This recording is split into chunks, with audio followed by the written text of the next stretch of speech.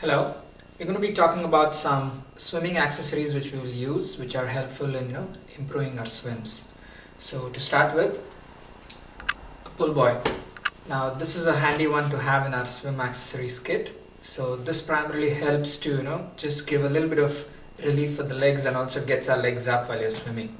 So this can be bought in any of the stores. Just look for a standard brand. And so the pull buoy, the way we would use it is it primarily goes between your feet, and while you're swimming through, you don't need to kick as much. You might not have to kick at all, and it just helps to get your feet up. So primarily this will help you to get your feet up a bit, and what it also does is at that time we can actually focus on some of our upper body strokes. So you can work on your hand entry, the catch and the push and everything else without worrying too much about am I kicking enough and things like that. Also gets you a bit more streamlined and helps you to swim. So feel free to use this especially in some of our warm-ups, cool downs, and also some in your main sets. And for most of us who are doing open water swims and in triathlons, in all likelihood, if you're swimming in the in the open waters, and if it's in a sea or a saltwater thing, you're going to be a little more buoyant, which means your legs tend to come up a bit more, and also with the wetsuit on, the buoyancy again improves.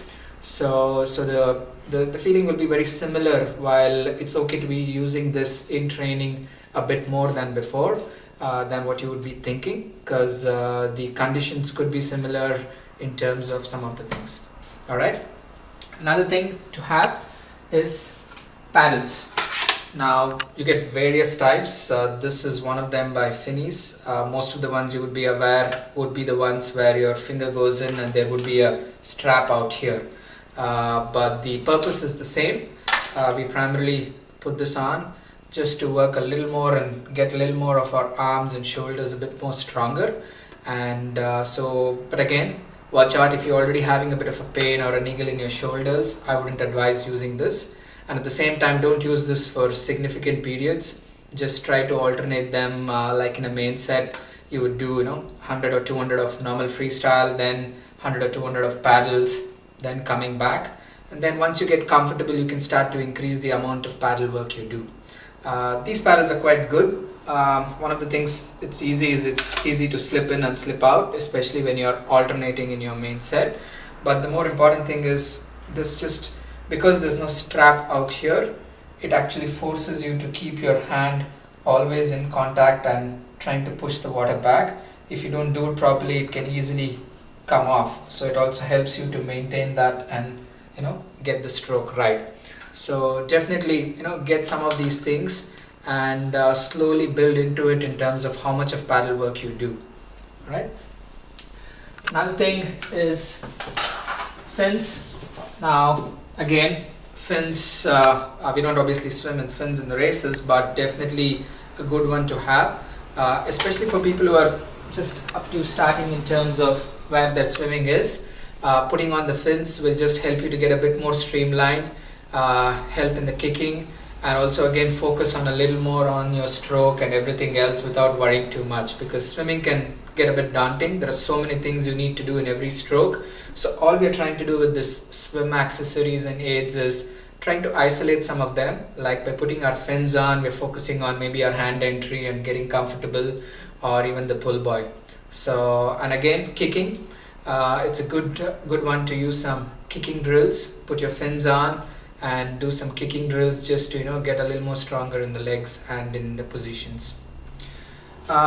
Kicking board, well, you'd have seen a lot of swimmers use this a fair amount, but again, good one to have.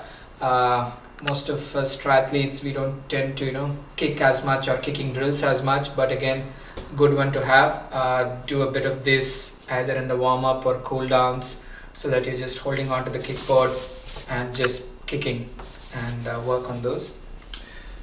One other thing I've noticed, primarily which I was introduced by my mentor Alan Pittman, coaches a band, primarily this goes around your ankles.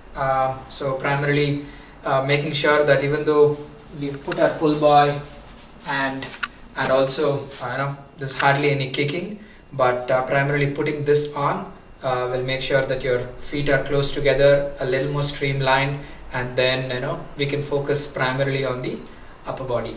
It also is helpful, especially the pull boy used in conjunction with the band, especially when you are very tired after a long run the previous day or a big bike ride or anything, and legs are not really up to it, but you still want to go ahead and swim.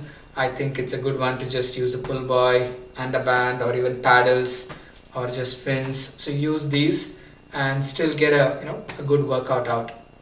So yeah, hopefully these are useful tips, and we'll come back with more on swimming in the next few days. So keep watching it out. All right, thank you.